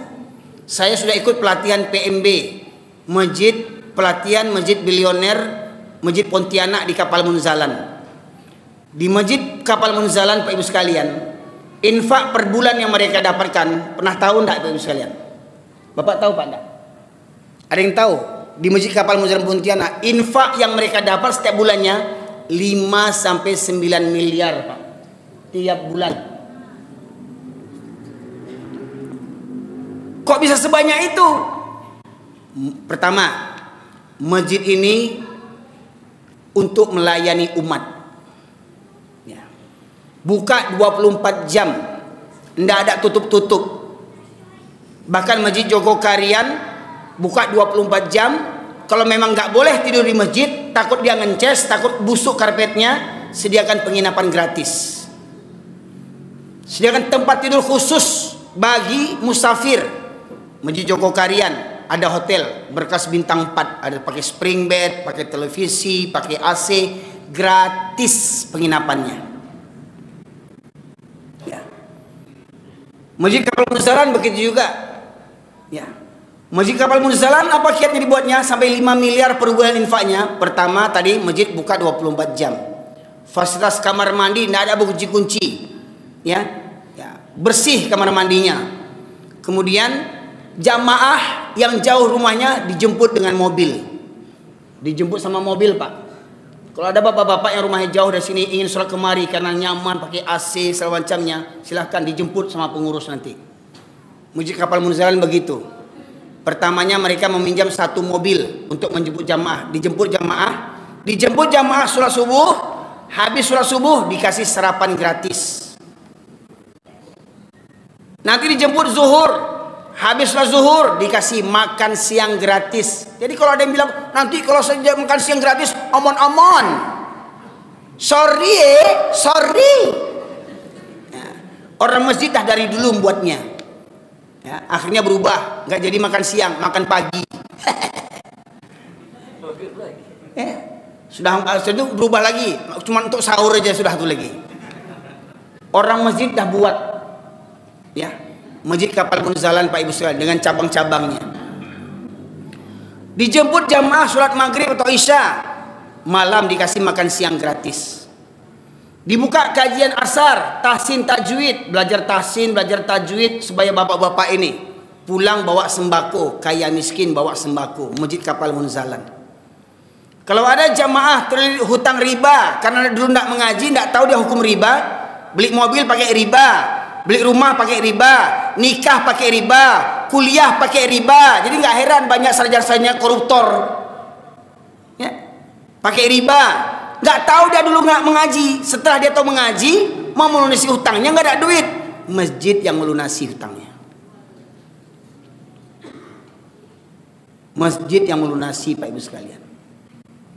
Kalau ada jamaah tidak ada biaya sekolah anaknya dari SD sampai sarjana, masjid yang menyekolahkan. Pak Ibu sekalian, dari SD sampai sarjana. Mohon maaf Pak, siapa sih nggak mau sekolah Islam? Siapa sih yang nggak mau sekolah pesantren? Cuman masalahnya Pak, sekolah hari ini yang bagus-bagus Islam hanya untuk orang kaya Pak. Bu, masuk SD IT, SMP IT, berapa bayarannya? 10 juta, 15 juta. Gimana orang miskin mau masuk? Beli sepatu aja nggak ada duit. Akhirnya sekolah itu untuk orang-orang kaya-kaya aja sekarang. Ya. Tambah pula sekarang kuliah, katanya uang kuliah mau dinaikkan lagi. Kan hebat itu kan. Nah itu. Di Masjid Kapal Munzalan, jamaah yang tidak ada biaya sekolah anaknya dari SD sampai sarjana, masjid yang menyekolahkan. Masjid Kapal Munzalan, kalau ibu ingin modal usaha, tidak perlu utang riba sama bank. Masjid yang meminjamkan, masjid yang memodalinya. Ya, kalau mampu, kalau ada hasilnya dipulangkan. Kalau nggak ada hasil, ya sudah sama-sama menanggungnya. Tidak ada beranak-beranak uang itu. Pinjam 1 juta, balik 1 juta, walaupun lunasnya 10 tahun. Ya, misalnya. Kalau ada jamaah tidak ada uang biaya berobat, tidak ada kartu BPJS, masjid yang melunasi membayarkannya. Masjid Joko Karian, jangankan sendal, kalau ada jamaah hilang motornya, diganti pengurus dengan motor yang baru, mobil motor yang sama tipenya. Motor hilang diganti, apalagi sendal. Ya. Kita sekarang mohon maaf nih Pak, pengurus-pengurus, hilang sendal, di mana sendal? Hilang, oh hilang ya. Diam aja, akhirnya jamaah pulang jalan kaki ayam. Ya belikanlah sendalnya baru. Ya, itu masjid sana Pak. Nah, mudah-mudahan masjid sini bisa seperti begitu. Ya. Pak Ibu sekalian. Ya. Kemudian Kapal Munzalan tadi Pak, dari 1 mobil, kalau tidak salah Masjid Kapal Munzalan ini mulai difungsikan sekitar tahun 2016 kalau tidak salah. Saya ikut pelatihannya tuh, pelatihan yang kelima saya. Dari awal dia meminjam mobil jamaah, sekarang masjid itu sudah punya 30 mobil berbagai macam tipe. 3 diantaranya mobil Alphard Pak. Mobil Alphard untuk menjemput jamaah sholat, bukan menyebut presiden, bukan menyebut gubernur, bukan untuk orang-orang kaya, untuk menjemput jamaah sholat pakai mobil Alphard. Kita doakan Masjid Al-Huda nanti punya mobil Alphard untuk menjemput jamaah sholat. Kalaupun belum ada Alphard, mobil ambulan pun jadilah. Ya supaya cepat sampai kan, bunyikan sirenenya kan supaya. Saya alhamdulillah sejak saya viral ini Pak, saya pernah dikawal sama mobil ambulan 2 kali. Syukur belum mobil jenazah. Saking viralnya saya, yang mengawal saya itu mobil ambulan. Sampai tiba. Kan hebat tuh, nggak ada ustaz yang kayak begitu, cuman saya ini kawal kayak ambulan. Kan hebat itu, Pak Ibu sekalian. Jadi mohon maaf Pak, tanda hari kiamat itu terlontar oleh kata tokoh seorang Yahudi mengatakan, bernama Goldamir. Kita tidak perlu takut kepada umat Islam selagi masjidnya umat Islam di waktu subuh tidak seramai seperti waktu sholat Jumat. Pak, kira-kira masjid kita ini kalau Jumatan penuh sampai ke atas Pak? Penuh? Pertanyaannya, subuh berapa saf? 2 saf. Jamaah yang lainnya kemana kok 2 saf? Oh karena banyak masjid. Oke, banyak masjid. Pertanyaan ini mohon maaf Pak, kalau hari raya sholatnya di mana nih? Di masjid? Penuh kan? Masjid lainnya di masjid juga penuh kan? Kenapa masjid raya penuh waktu hari raya? Subuh tidak penuh? Karena betul lah kata Buya Hamka, kalau ingin melihat orang Islam, lihat waktu sholat hari raya. Yang penjudi datang, yang koruptor datang, yang orang zalim suka membunuh datang, agen narkoba datang, pelacur datang, pezina datang. Itu hari raya, itu orang Islam KTP-nya. Tapi kata Buya Hamka, kalau ingin melihat orang beriman, lihat waktu subuh. Siapa yang selalu datang waktu subuh, itulah tanda imannya. Maka Ibu, kalau ingin cari menantu, jangan di kantor BRI, ya, riba. Jangan kantor di kantor pajak, riba. Walau gajinya banyak, pajak haram dulu, ya. Jangan cari pasar, cari menantu. Kalau ingin cari menantu tuh di masjid waktu subuh. Siapa yang selalu datang ke masjid waktu subuh, ambil jadi menantu. Walau umurnya 65 tahun. Loh kok ketawa? Bapak ibu, sekarang ibu pilih tuh bapak-bapak tuh. Siapa yang datang ke masjid, walau 60 tahun, ambil jadi menantu. Saya yakin menantu itu yang 5 tahun itu nggak akan selingkuh lagi. Coba aku percaya. Ya apa gunanya punya menantu muda, ganteng, punya mobil mewah, sarjana SHG, S-nya, S1, S2, S4, kemudian nggak sungguh, ngapain begitu? Mohon maaf, Pak, mohon maaf. Di kampung saya ada sekolah STIB. Di Pariaman sekolah STIB. Sekolah Tinggi Ilmu Barua. Jadi bawa di kampung-kampung Pak sarjana Pak, nggak sombong. Di kampung-kampung baru aja sarjana. Tapi yo baru aku nggak pernah ke surau. Baru sarjana nggak pernah ke surau baru. Jadi kalau ada anak awak dengan awak ke sarjana, saya ke surau, apa yang baru? Untuk pagiro, untuk jalan-jalan ke kantor barangkali ke Musagina, baru. Atau sakasa lagi. Jadi usah bangga kalau anak menantu sarjana, usah bangga kampung-kampung baru sarjana. Tapi baru nggak pernah baca Quran, nggak pernah ikut pengajian, nggak pernah ke surau baru. Ya, jadi kata tokoh Yahudi tadi itu, mereka tidak akan takut kepada umat Islam sampai matinya umat Islam waktu subuh selama waktu sholat Jumat. Makanya saya paling saudara di Palestina berpuluh tahun dibantai. Kan apa mereka itu? Saudara kita di Palestina dibantai hancur-hancuran, Pak. Anak kecil hancur kepalanya. Gak ada negara Islam yang melindungi membela. Bayangkan itu. Tetapi Israel yang menjajah, Israel yang membantai itu dibantu sama Amerika yang katanya negara demokrasi, negara yang menjunjung hak asasi manusia. Amerika membantu Israel, Inggris, Jerman, Prancis, datang tentaranya, datang alat-alat perangnya membela Israel. Saudara dari Palestina, siapa yang beri tentaranya? Ada tentara Islam yang berani datang sana. Berani sama orang Islam aja bantainya. Makanya orang kafir Yahudi itu tidak takut bagi sekalian. Kenapa? Dia tahu dia cuma paling mengutuk bertahun-tahun begitu bagi sekalian. Mereka mengukurnya pada sholat subuh. Kenapa mereka mengukur sholat subuh? Karena benar kata Rasulullah, sholat yang berat bagi orang munafik, sholat isya dan subuh berjamaah. Jadi kalau ada laki-laki yang sering tidak datang ke masjid waktu isya dan subuh, munafik. Dan ingat, jangan sampai orang munafik itu ada di rumah kita. Apakah suamilah namanya, apakah ayahlah namanya, anak lelakilah namanya, menantukah namanya, sholat suka di rumah sholatnya, munafik kata Rasulullah. Dalam hadis yang lain Rasulullah tegaskan, sebaik-baik sholat laki-laki yang fardu itu di masjid, sebaik-baik sholat fardu wanita itu di rumah. Tapi bila wanita meminta izin sholat di masjid, jangan dihalangi. Jadi kalau ada laki-laki yang sholat di rumah, itu namanya laki-laki soleha.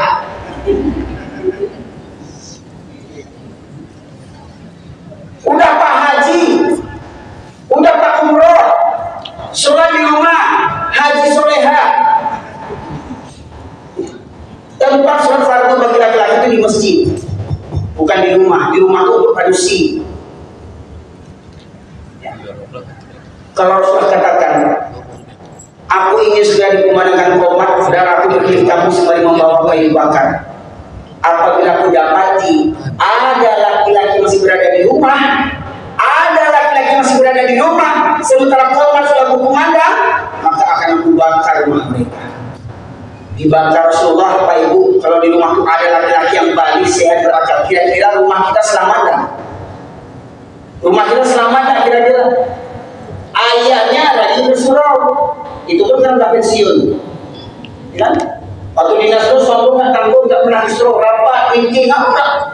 Udah pensiun nggak laku baru ke masjid, ya? Ayahnya lagi bersurau, anaknya dibawa enggak? Nah, kok bisa Pak Ibu sekalian, bapak anak-anak urus besar ini bawa ke masjid itu subuh. Ya, kalau jadi ribut ada aja namanya juga anak-anak, dunia anak-anak. Ya, tapi kalau bapak-bapak yang lari ya kurang ajar namanya. Kalau anak-anak yang lari ribut wajar, itu anak-anak. Tapi kalau bapak-bapak yang ribut itu kurang ajar, saya mau bawa keluar. Dunia anak-anak memang dunia anaknya bermain bagus sekali. Tapi dia sambil melihat kalau dia bermain, dia sambil merekam itu. Cuma lihat, anak-anak TK nggak pandai dibaca, nggak pandai tulis, hafal lagu cinta nggak? Apa lagu cintanya? Ya, ketika jadi anak-anak ini rekamannya bagus sekali. Ketika bapak ibu bawa dia sejak kecil ini akan terekam sama jiwanya. Dulu waktu kecil dibawa sama ayahku ke masjid, alhamdulillah. Ini jangan diusir Pak, anak-anak ibu itu jangan diusir, diarahkan saja. Cari mau dia, yang satu, tadi aja dia ayah, kiranya menang doa itu. Sama cucu aku, kiranya awak ayah, cucu awak, tadi aja dia ayah, saya. Oke, ini anak cucu, cucu bodohnya. Menari-ari aja, tapi saya, ya. Maka pengurus masjid hendaknya melayani umat. Ya. Di masjid selanjutnya itu apa? Masjid Al-Falah itu dibuka restoran gratis. Masya Allah, buat restoran. Yang kalah juga di Panangkorong punya restoran, punya kafe. Nanti kita masjid buat kafe gratis. Ini baru saya lihat nih, masjid 1 juta pemuda. Masjid 1 juta pemuda. Jamaah yang ketiduran di musola bukan diusir, dibangunkan, dikasih bantal. Dikasih bantal Pak.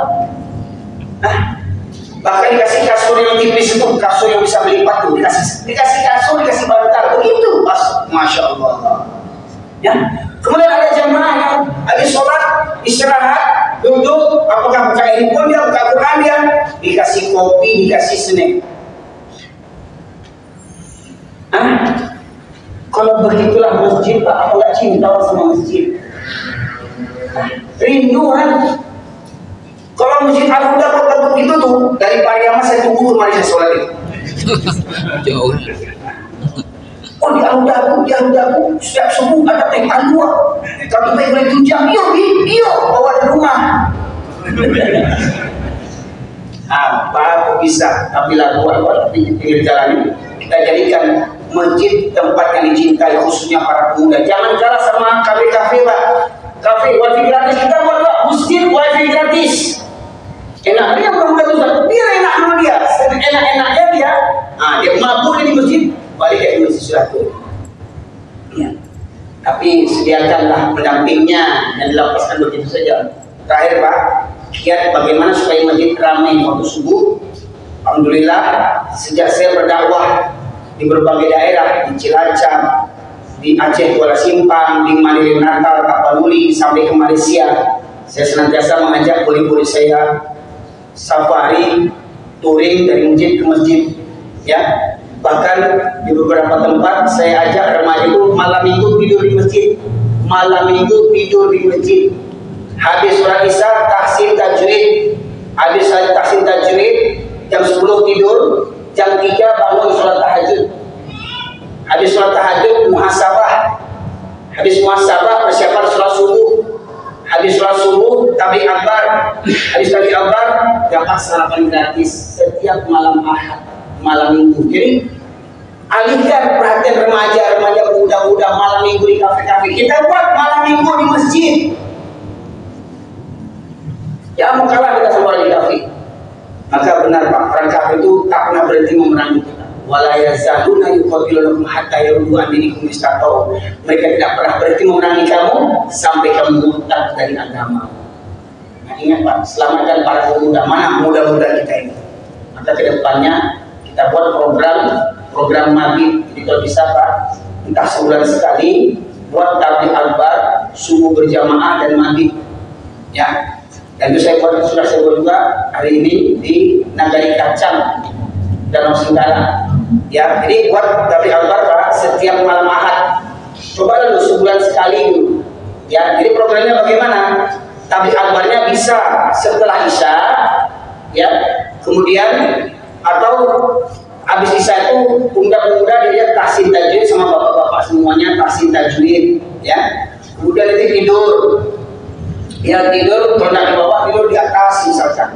Kalau takut kakinya kotor, kasih alas, ya, dikasih alas, ya tikar-tikar yang murah-murah itu, ya. Atau silakan bantal misalkan. Kemudian nanti jam 3 malam sholat tahajud, ya. Habis sholat tahajud berdoa muhasabah. Habis muhasabah ini persiapan subuh tapi akbar. Diundang semua warga-warga sekitar apa di Panang ini, ya. Kemudian sudah kali alban sediakan sarapan gratis. Ya. Yang simpel-simpel aja sarapan gratis untuk menaikkan ekonomi warga kita juga. Waduh, jamaah awak yang jual lontong. Nah, bulan ini lontong muni dari Borong sediakan 1000 porsi lontong untuk jamaah. Ada jamaah yang buat dari kopi, tolong sediakan teh talu atau teh manis, kopi susu, ya, untuk malam minggu besok. Jadi naik taraf ekonomi jamaah awak, ya. Nah, kemudian habis sarapan pagi, yang mau main maraton yang muda-muda itu anak-anak awak jalan santai, ya. Nah, itu kiat-kiat. Jadi sebenarnya Bapak Ibu sekalian ada 8 strategi agar jamaah subuh bisa ramai seperti jamaah sholat Jumat. Ada 8 strateginya. Mau dengar Bapak Ibu sekalian? Kalau mau saya sampaikan sampai subuh nggak selesai, ya. Nah, jadi kira-kira sanggup nggak Bapak Ibu sekalian sampai subuh kita ngaji ini? Hah? Sanggup? Nah, itu. Ibu itu mewakili hati saya. Saya bukan sanggup. Tapi kalau nonton bola, kenapa sanggup nonton bola sampai pagi, Pak? Nonton bola orang sanggup sampai pagi. Apalagi main bukan anaknya, bukan keluarganya, bukan lakinya, bukan menantunya. Sanggup nonton bola sampai pagi. Wow! Subuh teler semuanya. Dengan bola, Allah nggak ada apa-apanya dibandingkan bola. Innalillahi wa inna ilaihi raji'un. Jadi mohon maaf sekalian, kenapa orang menilai ceramah saya keras? Sebenarnya bukan ceramah saya keras, cuma memang karena saya ini campuran Pariaman, pinggir laut sama Medan, jadi kayak gini suara saya. Ya, kalau saya bilang seperti anjing, bisa seperti itu, rupanya seperti anjing. Jadi kalau ada orang kalau cuma orang mulai tidak suatu barang binatang.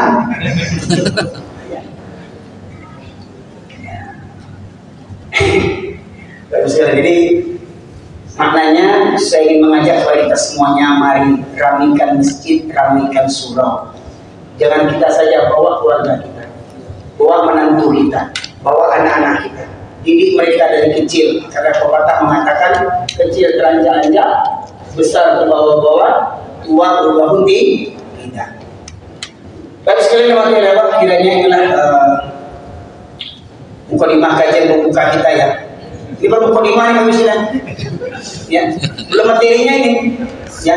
Insya Allah materinya 3 bulan berikutnya. Oh ya, baik sekalian. Insya Allah mukadimah yang materinya kalau berkenan 3 tahun ke depan, ya saya akan adakan safari dakwah lagi. Ya, silakan nanti segera di-share kalau ada yang mengundang pada Jumat, silakan ada yang membuat gerakan subuh berjamaah, kita buat bersama. Dan saya rahmati Allah, kita tutup majelis kita ini dengan doa kita bersama. Semoga dengan kebersamaan kita mendoa ini, kalau tidak semua dijabah oleh Allah Subhanahu Wa Taala, di antara kita ada dijabah Allah Subhanahu Wa Taala. Dan semoga kiranya Allah berkenan menyatukan hati kita, menyingkirkan perpecah belahan di antara kita, karena sekarang kita miris banyak di antara umat Islam saling pecah belah. Ustaz ini ditahzir, Ustaz itu ditahzir, Ustaz ini diusir dari masjid dan segala macamnya, karena itu tadi kita diadu domba dan kita mengikuti rentak orang kafir, kita diadu domba misalnya. Kadang jenggot sama panjang, jubah sama gantung, jidat sama hitam, ya, karena nggak satu pengajian musuh. Ya. Oh nggak tahu kan? Belum salam. Ya, diberi salam, assalamualaikum. Belum. Karena bukan satu pengajian. Nah, jadi mudah-mudahan, ya, baik kita yang berjenggot atau enggak, kita satu stok dalam barisan, ya. Baik kita celana gantung atau enggak, maka kita usah Sulman yang bermasalahkan celana gantung dulu enggak, dia enggak bercelana, bahwa kita permasalahan, ya. Nah, demikian saja. Mari kita tutup majelis kita dengan doa bersama. Nabda bi al-Fatihah, Al-Quran. A'udzubillahi minasyaitonir rajim. Bismillahirrahmanirrahim. Alhamdulillahirabbil alamin.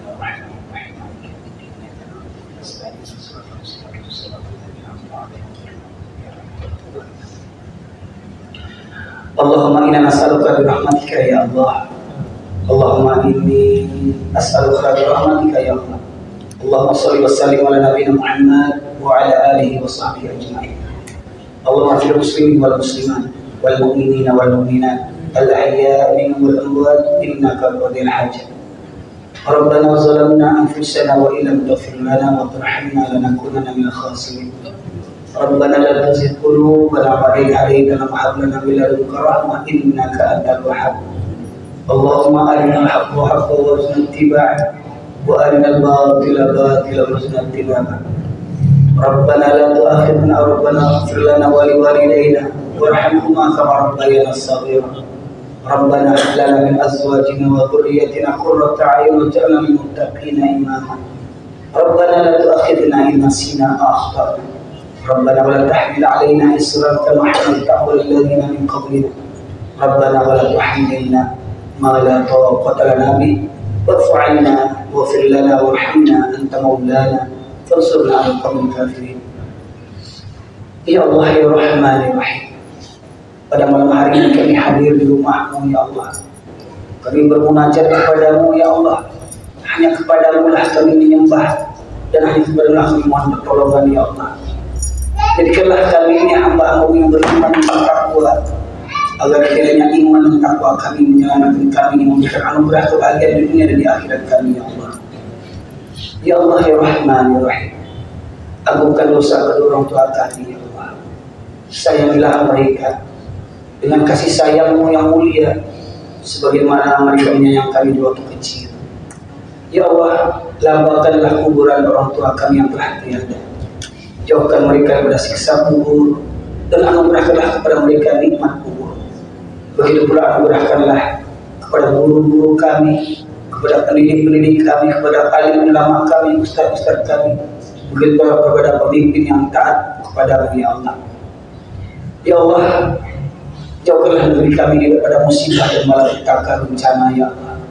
Ampunkan dosa-dosa kami. Anugerahkanlah kepada kami pemimpin yang beriman dan bertakwa. Hancurkanlah pemimpin yang zalim yang tidak mau bertobat kepadamu ya Allah.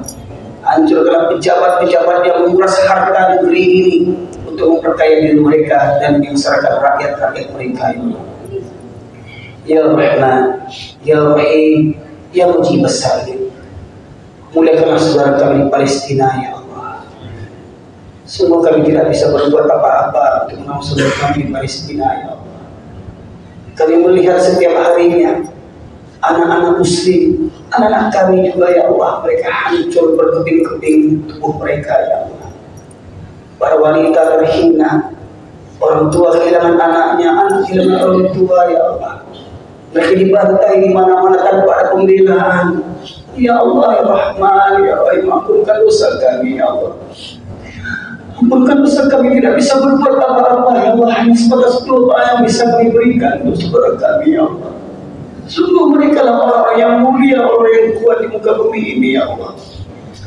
Ya Rahman ya Rahim, Ya Mujib as-Sa'ilin, jadikanlah mereka mati syahid dan mempertahankan akidah mereka ya Allah. Hancurkanlah orang-orang zalim Yahudi, Israel, laknatullah alaih. Hancurkanlah tentara mereka, hancurkanlah pasukan mereka, hancurkanlah persenjataan mereka ya Allah. Amerika yang terlaknat, Jerman yang terlaknat, Prancis yang terlaknat, yang bersubahan berbuat makar untuk menghancurkan saudara-saudara kami. Begitu pula kami di Indonesia ini ya Allah. Jagalah dan lindungilah ulama-ulama yang jujur, yang berani menyampaikan kebenaran, mengingatkan para pemimpin yang zalim ya Allah. Ya Rahman, Ya Rahim, Ya Mujib as-Sa'ilin. Allahumma shalli muslimin wal mujahidin fi Filistin. Allahumma shalli muslimin wal mujahidin fi Filistin ya Allah. Allahumma shalli muslimin wal mujahidin fi Filistin. Allahumma shalli muslimin wal mujahidin fi Indonesia ya Allah. Allahumma shalli muslimin wal mujahidin fi kulli makan fi kulli zaman ya arhamar rahimin. Rabbana atina fid dunya hasanah wa fil akhirati hasanah wa qina adzabannar. Ya Allah, satukanlah hati kami di masjid ini ya Allah. Semua yang hadir di masjid ini ya Allah, ampunkan dosa-dosa kami ya Allah. Anugerahkanlah kepada kami keluarga yang sakinah, mawaddah, warahmah. Di masjid ini kami berkumpul ya Allah, pertemukanlah kami di surga bersama ya Allah. Rabbana atina fid dunya hasanah wa fil akhirati hasanah wa qina adzabannar. Subhana rabbika rabbil izzati amma yasifun. Wassalamun alal mursalin. Walhamdulillahi rabbil alamin. Assalamualaikum warahmatullahi wabarakatuh.